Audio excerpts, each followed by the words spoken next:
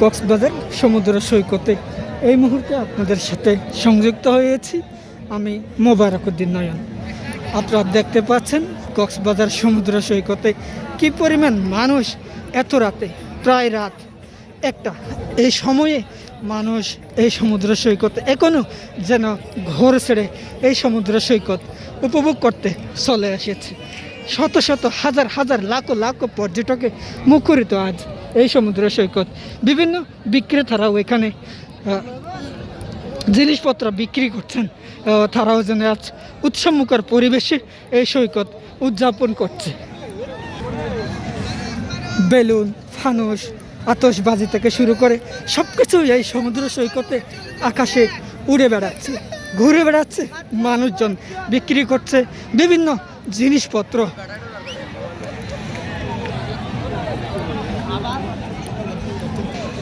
প্রিয় দর্শক, এখানে বলে রাখা ভালো, আপনারা জানেন গত কাল থেকে প্রশাসনের উদ্যোগে বিধিনিষেধ জারি করা হয়েছিল রাতের বেলায় যেন ফানুস, আতশবাজি, বিভিন্ন উচ্ছৃঙ্খল যেন কোনো ঘটনা না ঘটে।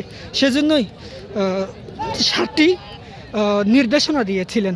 কিন্তু এখানে সমুদ্র সৈকতে এসে যা দেখেছি এর কোনোটাই কিন্তু কেউ মানছে না। কারণ লাখো লাখো পর্যটকের ভিড়ে এসব মানা আসলে কোনোভাবেই যেমন সুযোগ নেই, তেমনি সেগুলো আসলে কেউ দেখারই সুযোগ নেই। আইনশৃঙ্খলা রক্ষাকারী বাহিনী কিছুটা এই সমুদ্র সৈকতে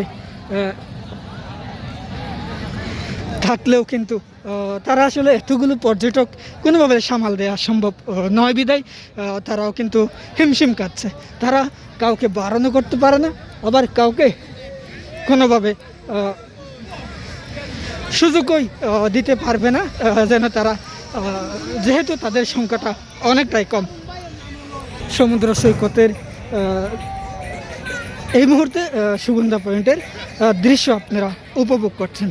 হাজার হাজার লাখ পর্যটকের ভিড়ে এই কক্সবাজার সমুদ্র সৈকত আজ একেবারে মুখরিত, যেন উপচে পড়া ভিড় এই সৈকতে। এত রাতে এত মানুষ কীভাবে থেকে আসছে এটি অজানা, যেহেতু শীত মৌসুম পর্যটকদের জন্য এটি মোক্ষম সময়।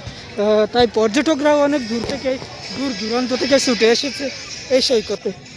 শীত মৌসুম শুরুতেই পর্যটকরা কক্সবাজারে ঘুরতে আসে প্রতিনিয়ত, প্রতি বছর। আর প্রতি বছরের নেই, এবছরও সেই দৃশ্য আমরা দেখতে পাচ্ছি। আমাদের চোখে পড়েছে সেসব পর্যটক এই কক্সবাজার সমুদ্র সৈকতে ঘুরতে এসেছে, ছুটে এসেছে। এখানে শিশু, নারী, পুরুষ, আবাল, বৃদ্ধ, বনিতা, আইনশৃঙ্খলা রক্ষাকারী বাহিনী থেকে শুরু করে সকলেই যেন এই সমুদ্র সৈকতে আজ মাতোয়ারা।